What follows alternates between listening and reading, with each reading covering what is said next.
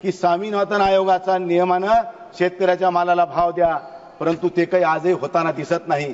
11 वर्ष होऊन गेले, आज सरकार आलंय मोदीजींच्या नेतृत्वाखाली, पण शेतकऱ्याच्या बाबतीमध्ये कुठलाही ठोस निर्णय होत नाही। ही वस्तुस्थिती आहे महामंत्री। म्हणून मी आज शेवटच्या तुला गोष्टी एवढं सांगेन की आज आपण देशामध्ये जवळजवळ कितीतरी कोटीचं कर्ज उद्योगपतींनी बुडवलंय, पण माझ्या शेतकऱ्याला कर्जमाफी द्यायला या शेतकऱ्याजवळ पैसे नाही। या देशाची शोकांतिका आहे। मी 2025-26च्या वार्षिक कृषी विभागाच्या मागण्यावर बोलण्यासाठी उभा आहे।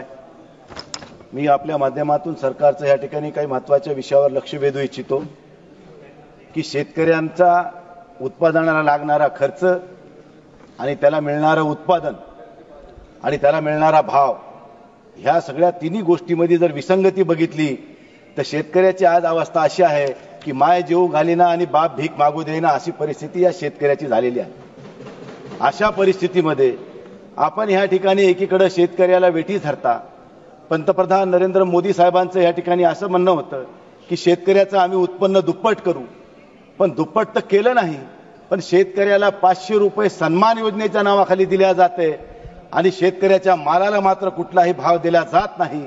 अशा परिस्थितीमध्ये अशी एक मराठीमध्ये म्हण आहे, भीक नको पण कुत्रावर, अशी म्हणण्याची वेळ सर्वसामान्य शेतकऱ्यावर आलेली मी या ठिकाणी आपल्याला या निमित्तानं सांगू इच्छितो। शेवटी हा विषय खूप महत्त्वाचा आहे। शेतकऱ्याच्या सिव्हिलच्या बाबतीत असेल, शेतकऱ्याचा सिव्हिल कोरा झाला नाही म्हणून त्याला बँक कर्ज देत नाही। शेतकऱ्याच्या शिक्षणाचा विषय असेल, शेतकऱ्याच्या मुलाला शिक्षण घ्यायचंय, त्याच्या शिक्षणासाठी कर्ज दिल्या जात नाही। पण ह्या देशामध्ये अनेक उद्योगपतींनी देशाचं कर्ज बुडवून ह्या सरकारला अडचणीत आणण्याचं काम केलं, त्याच्याकडे सरकार गांभीर्याने घेत नाही। परंतु माझ्या शेतकऱ्याला कुठं अडचणीमध्ये मदत करायची त्यावेळेस मात्र हात झटकून सरकार मोकळं होतंय। ही एक वस्तुस्थिती सांगावीशी वाटते। मी आपल्या माध्यमातून पुन्हा एकदा मंत्री महोदयाच्या एका महत्त्वाच्या विषयाकडे लक्ष वेधू इच्छितो की ह्या ठिकाणी महाराष्ट्रामध्ये सप्टेंबर महिन्यामध्ये अतिवृष्टी झाली, ढगफुटी झाली आणि ह्या काळामध्ये सरकारनं त्या ठिकाणी शेतकऱ्याला एक विमाच्या अग्रिम बोनस, अग्रिम विमा देण्याचं कबूल केलं, पण अग्रिम विमा आज 6 महिने झाले शेतकऱ्याला आणखीन 335 कोटी 90 लाख रुपयाचा अग्रिम विमा मिळाला नाही। ही या देशाची शोकांतिका आहे। एकीकडे कंपन्या ह्या विम्याच्या माध्यमातून गब्बर झाल्या, पण शेतकरी माझा आज उपाशी आहे, ह्याच्याकडे सरकार दुर्लक्ष करतंय। ही वस्तुस्थिती आहे।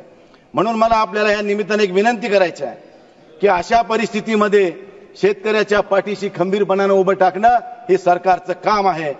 कृषी प्रधान महाराष्ट्रामध्ये आजच्या ह्या पूर्ण 5 वर्षामध्ये जवळजवळ 3.25 लक्ष शेत जमीन ही पिकापासून वंचित आहे, कारण ती सगळी उद्योगासाठी वळवलेली आहे। अशा परिस्थितीमध्ये ह्या राज्याचं क्षेत्रफळ घटलंय। या परिस्थितीत सुद्धा सरकारने काही गोष्टीवर विचार करणं आता ही काळाची गरज आहे। आज शेती जमिनी एक चव्हाण साहेब, मी एक तुमच्याकडे महत्त्वाच्या विषयावर बोलू इच्छितो की ह्या देशामध्ये प्रधानमंत्री पीक विमा योजना सरकारने काढली, पण ह्या पीक विम्यामध्ये प्रधानमंत्री पीक विमा योजनेमध्ये भ्रष्टाचार होतो हे मी तुम्हाला या ठिकाणी पुराव्यानिशी देतो। कारण माझ्या जिल्ह्यामध्ये महसुली जमीन नसताना जवळजवळ 11,221 शेतकऱ्यांनी बोगस पीक विमा उचललाय। ह्याच्यावर कुठलीही शासन कारवाई करत नाही आणि ज्या शेतकऱ्याला विमा मिळाला पाहिजे त्याला मिळत नाही, पण दुसऱ्या जिल्ह्यातल्या शेतकऱ्यांनी माझ्या जिल्ह्यातल्या जमिनीवर जिथं जमिनीच नाही अशा ठिकाणी पीक विमा उचलून सरकारचं ह्या ठिकाणी माझ्याजवळ पुराव्यानिशी यादी आहे। पूर्ण 11,221 शेतकऱ्याची बोगस यादी माझ्याजवळ उपस्थित आहे। मी आपल्या माध्यमातून सरकारला देऊ इच्छितो।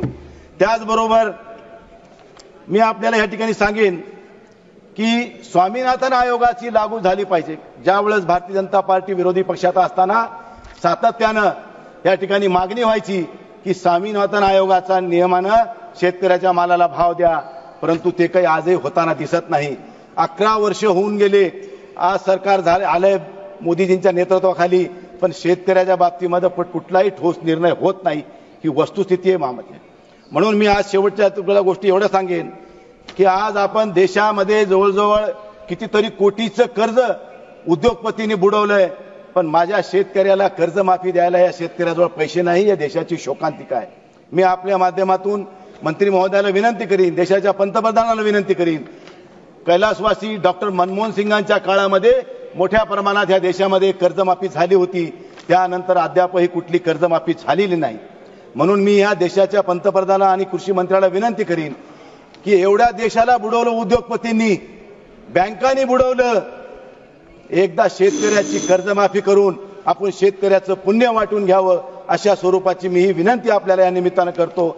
शेवटी जाताना एक कबीराचा दोहा मी या ठिकाणी आपल्याला म्हणून दाखवीन कि वहां से क्या तू लाया बंदे, यहाँ से क्या ले जाएगा, मुट्ठी बांध कर आया जग में हाथ पसारे जाएगा, बालापन में खेला खाया आई जवानी मस्त रहा, बूढ़ापन में रोग सताए खाट पड़ा पछताएगा, नाम हरि का जपले बंदे फिर पीछे पछताएगा, कहत कबीर सुनबई साधो करनी का फल पाएगा, करनी का फल पाएगा. धन्यवाद.